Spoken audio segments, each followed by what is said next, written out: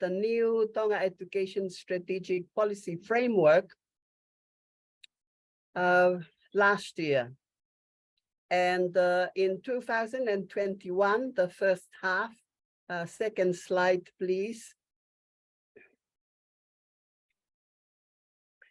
We reviewed the first strategic plan for Tonga, which was from 2004 to 2019.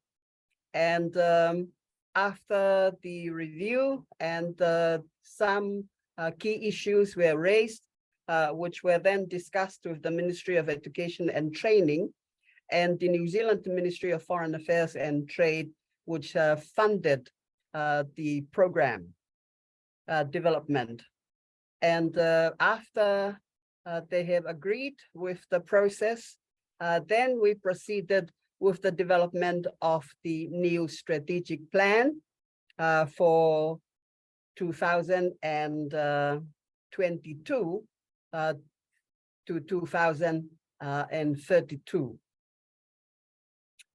Next slide, please. So the process that we followed basically was to select a design team. And learning from the experience of the previous strategic plan, this was the first time, in fact, that Tonga used its own people to develop its own strategic framework. We had somebody from New Zealand joining the team, but his responsibility was mainly for review of best practices in the region and globally. But the rest of the design process and the development of the strategic framework was the work of a design team, which was deliberately selected to be inclusive and included all education systems in Tonga, and also from some other experts within Tonga itself and abroad. But as I said before, this was the first time that Tonga used its own people to develop its own strategic framework. Because one of the aspects that we picked up from the previous strategic framework was the sometimes mismatch between the context and the strategies that were proposed by consultants who were not too familiar with the Tongan context and some of the key issues that underlie Tongan education. And we use largely a mixed qualitative and quantitative methodology to collect the data. And we conducted consultations throughout the whole of Tonga. Initially, it was supposed to be face-to-face, but because of the lockdown of the COVID, we had to make do with a large part of it, in fact, being written consultations. But we were able to conduct some face-to-face consultations, particularly on Tonga Tapu and Vava'u, for example. And these consultations were intended to be comprehensive, and so they covered parents, teachers, communities, students, and practically everybody. All education systems were included, churches. So it was very comprehensive. And as I said, it included those from the newest right through to Tonga Tapu. And that took nearly the first half of the year of last year. And we also, as I mentioned previously, had a consultant who reviewed best practices in education from the region and globally, and his paper was included among the documents that were consulted and considered in the final analysis for the development of the strategic policy framework. And the design team, after all this work, the design team then came together to work on the outcomes and to design the framework. And so literally we sat down for 2 weeks and designed and completed the work on the framework. Although there were some cosmetic additions after the 2 weeks, but most of the work was completed in those 2 weeks. It included also results that came from students' questionnaires, which was administered online, and the results and the outcomes were also included in the documents that were considered in the final design. Next, please. And so at the end of the 2 weeks, we more or less had a framework completed, and we worked on the refinements of that document to write a summary report as well as a full final report, and consulted on the 2 documents with the Ministry of Education, the New Zealand Ministry of Foreign Affairs and Trade, and as well as the communities themselves.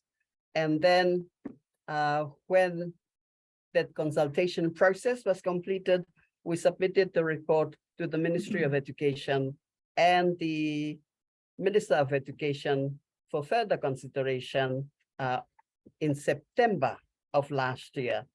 And for your information, since then, the ministry have sat on the report. And when we checked previously, about 2 weeks ago, the Prime Minister said that it's under peer review.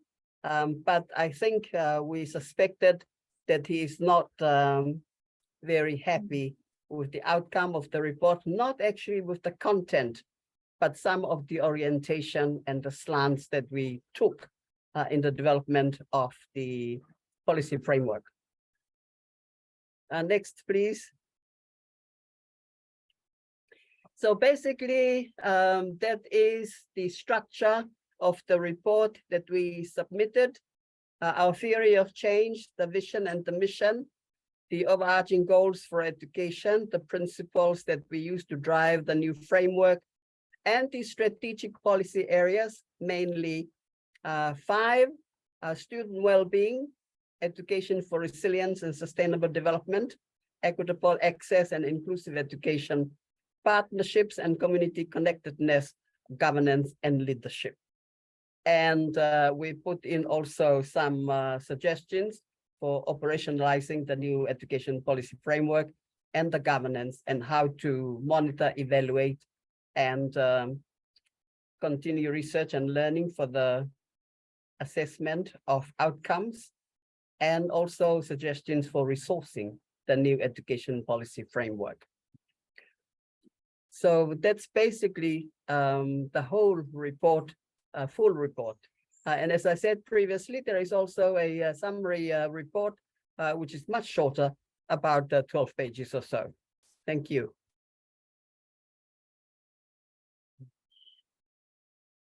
So this is basically the vision. But in fact, this vision here of to both the first coincided very neatly with what our communities tell us. So there were just basically 2 things that our communities tell us that must be included in the new education framework.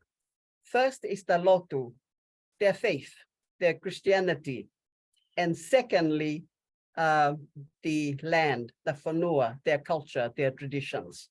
So those were basically the 2 things, which are also summed up by the national motto, ko Tua Motonga ko Tofia. But it also aligned well with the vision of both the first, which are represented by the fingers of the hand. First is the lotu, secondly, education, thirdly, development, fourthly, our culture and traditions, and 5th, our sovereignty and independence as a sovereign state. So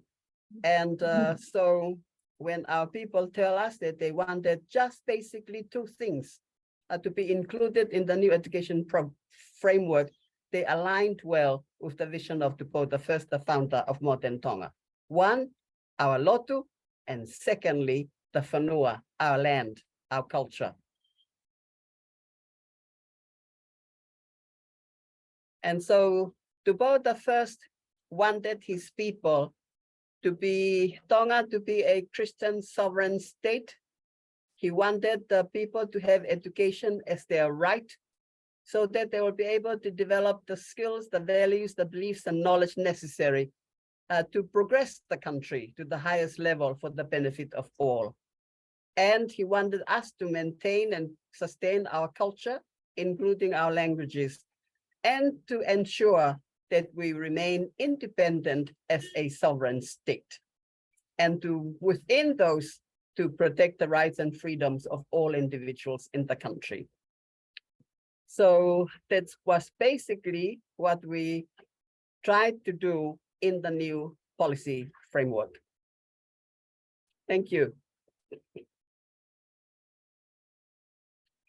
Now, when we reviewed the education process and the previous education framework, we found that there were a number of issues which remain outstanding.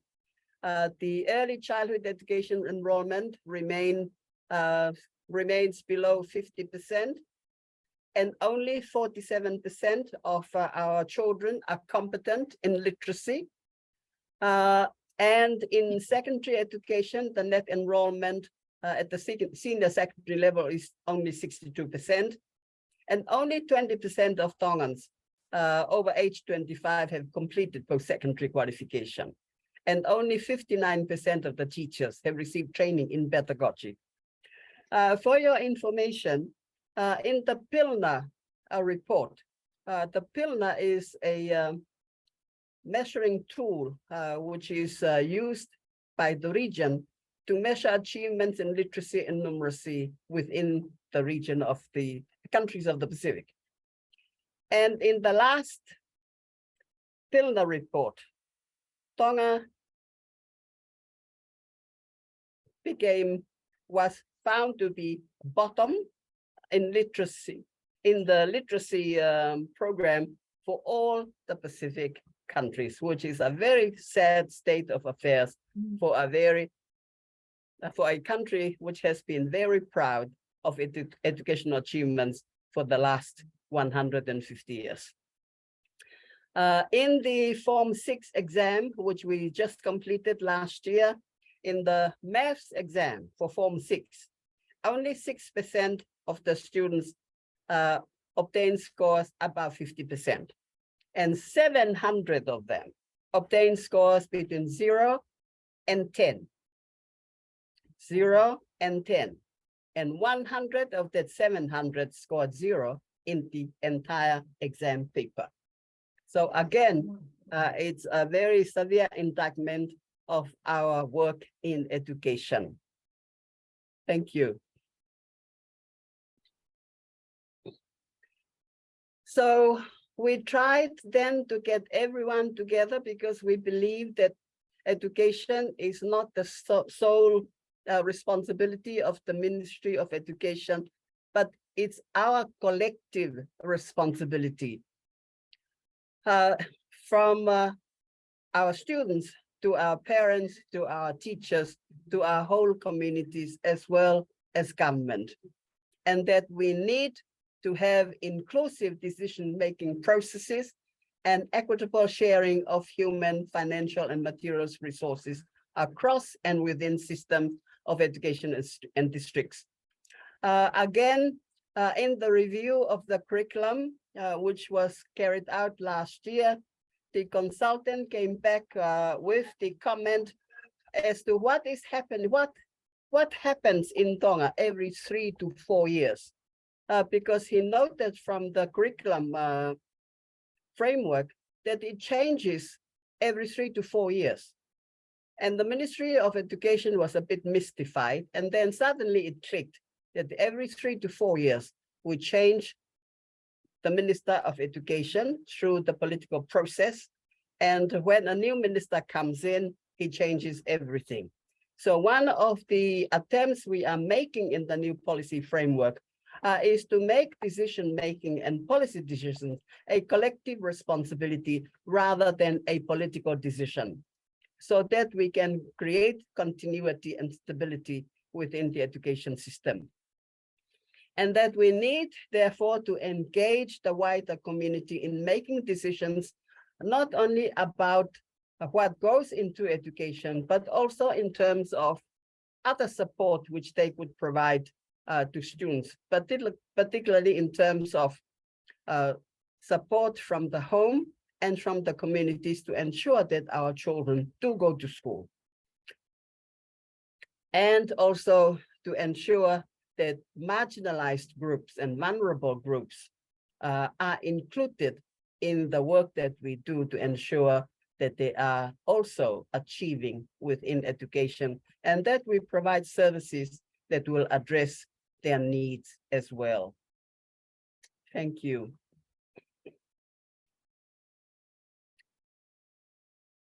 And so we try to focus on improving the learning environment, the curriculum, assessment, monitoring and evaluation, and also use the technology to better purposes and much more effectively than we are doing at present. And also to ensure that the infrastructure we have in education is safe from man-made and natural disasters and secure for our children. And that our teachers and our leaders in education are capable and are prepared for delivery of education. Thank you. And so the final outcomes we see will be schools which are serviced by Christian teachers who see teaching as a vocation and a calling and not just a profession.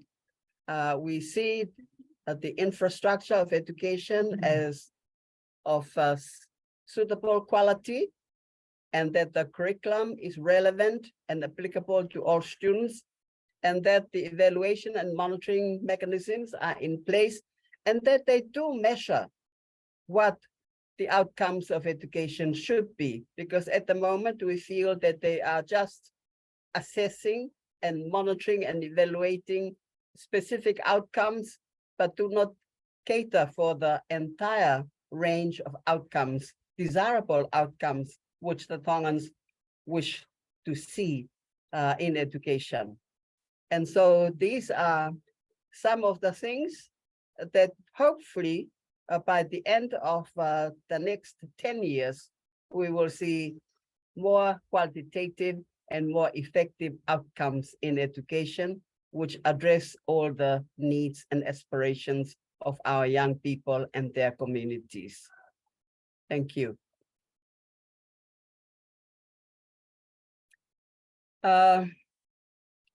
We picked up variable lessons from the review of the previous sector plan, and that is planning for sustainable education should be from the very beginning, and that everybody should have a buy-in into the framework, instead of which most of even the officers in the Ministry of Education were not quite sure what the policies were in the previous framework. But some of the things that came out through very clearly was the need for leadership, a collective, effective, qualitative leadership and governance, which is inclusive, participation of all our communities, partnership and collaboration within Tonga itself and in the region and internationally. And also we need to adopt a strong culture of communication, openness to learning, which has been missing in the Ministry of Education. And hopefully the strategies we have put in place will address those concerns. Thank you. And we also ensure that the framework was linked to Tonga's strategic development framework, to the Pacific Regional Education Framework, to the SDGs, and the Pacific Blue Continent strategy, and that our new policy framework is based on the principles of sustainability, resilience, mutual respect, and collaboration. And we hope that this will be clearly articulated and understood by all who participate in the implementation of the strategic policy framework, because basically they define us as a Tongan nation and as a Pacific identity. Thank you. And so we ended up having the vision for education. Koea ko fungani o kanoloto ai o tua motonga ko tofia. Ake tau kawhata, meaning working together. God and Tonga are our inheritance and is founded on our working together. That is how we define excellence in education. Thank you. And our mission, therefore, ke tau ngau e whakataha, collective responsibility, working together to prepare the people of our country that they may achieve their aspirations. I like the Tongan phrase, tau moa, fis moa, which is slightly, perhaps more expressive of our aspirations than achieving their aspirations, which seems to be a bit dry. Thank you. And that these are what our communities said, our lotu and our whanua, our basic principles. Thank you. And from those, they also gave us the tui whakakaristiane, whakaapa-apa, lototo, mamahi imea, and whewetokaiaki. So those are the guiding principles that will guide education, as well as helping us and guiding us through the development process of the policy framework. Thank you.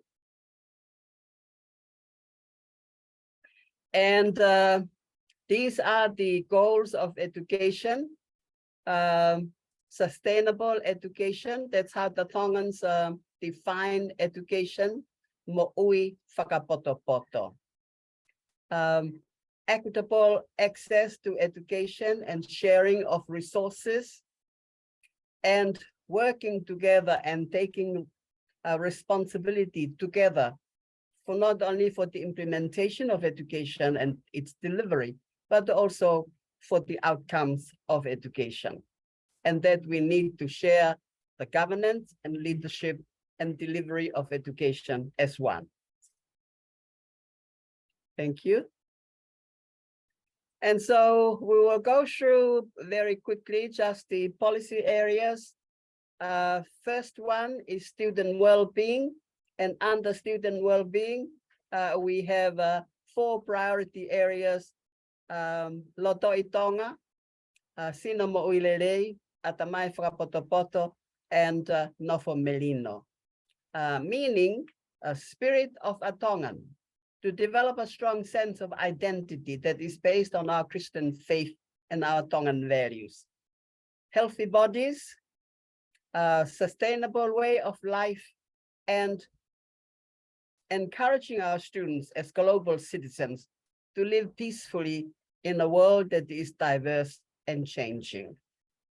So that is basically for policy area 1, focusing on student well-being. Thank you. Policy area 2, Ako Whakapoto-poto, education for resilience and sustainable development. And our priorities there, you can see the basic principles of sustainable education, development, and resilience. The attributes of the teacher that is required to implement the programs and to teach in our schools. assessment program that is holistic and inclusive, using technology wisely to assist us in the delivery of education and other aspects of education as well. Higher education that is also built on the principle of sustainable development, resilience, and partnerships, and promoting technical and vocational education, and ensuring that our children have access to early childhood education, particularly from vulnerable groups. Thank you. Policy area 3, equitable access and inclusive education, which therefore includes the language of the land, including the minority language of Niuafo'ou, education for the islands, whether you are male or female, inclusive education, inclusive schools, and nurturing and safe schools. So those are the priority areas that we felt would be suitable under equitable access and inclusive education. But it should be noted that most of these ideas came through the consultation processes that I discussed previously.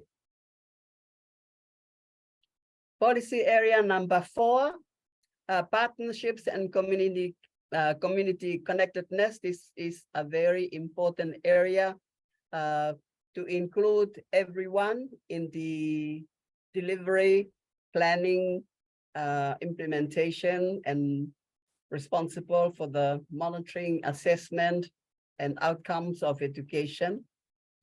And we talked about those who are directly responsible, seeing education as like a family or a community, those who are immediately, intimately involved in the education process, those who are supporting from fairly close, but not too close, and those who are on the farther side, such as the private sector, development agencies, donors, and parliamentarians. We refer to them as kainga whaingata'a. In our Tongan family relationships, we refer to our in-laws, for example, as kainga whaingata'a. We have to be much more wary and careful about how we interact with those communities.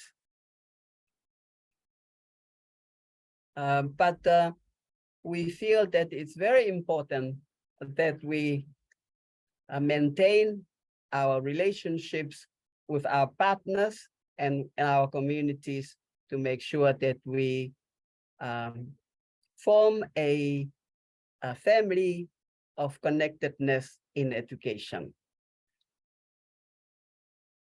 Policy number 5, which is the last one, the importance of working together in terms of governance and leadership of education.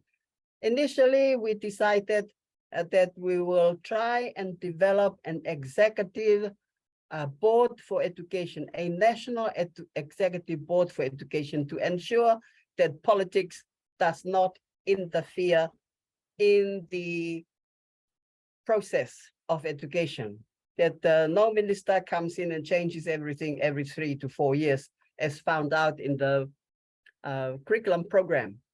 But we were advised that the whole program may be thrown out simply on these particular issues.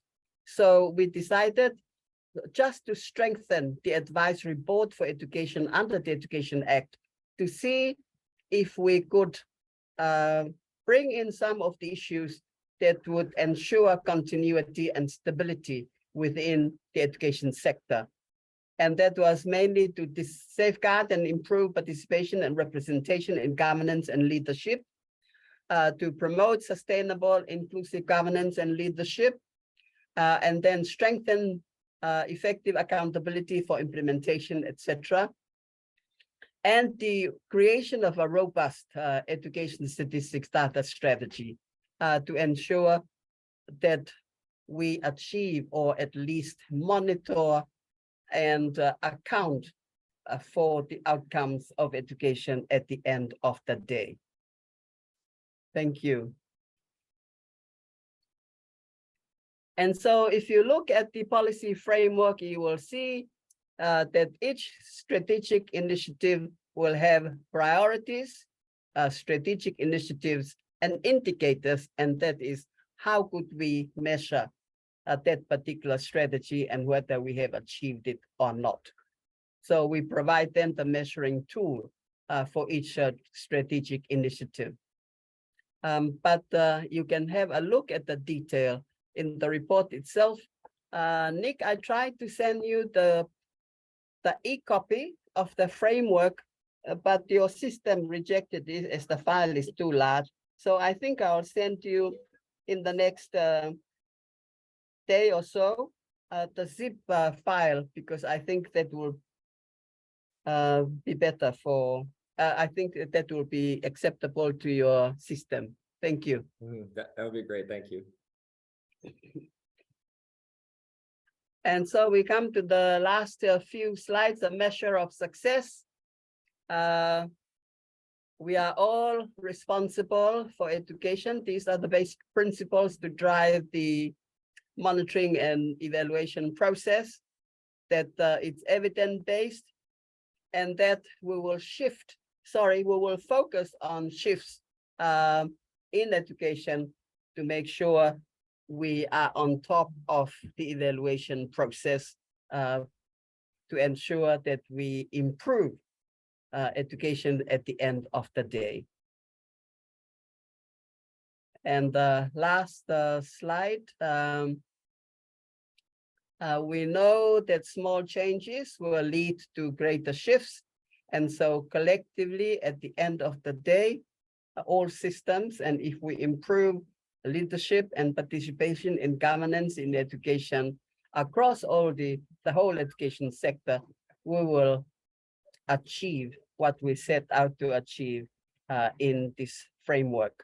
But I will tell you that the reason why the Ministry of Education is sitting on the policy framework, it's not because of the governance issue, but because of the faith issue. The Minister of Education feels that Lotu has no place in education because it's contradictory to the Constitution, which allows everyone to have a choice in his or her faith and to speak his or her mind. But we tell him that this is what the people of the land tell us, and we must include them in education, our faith and our culture. Thank you. And I hope by going through the framework, this very quick glance, that you have picked up some useful information on the framework. Thank you.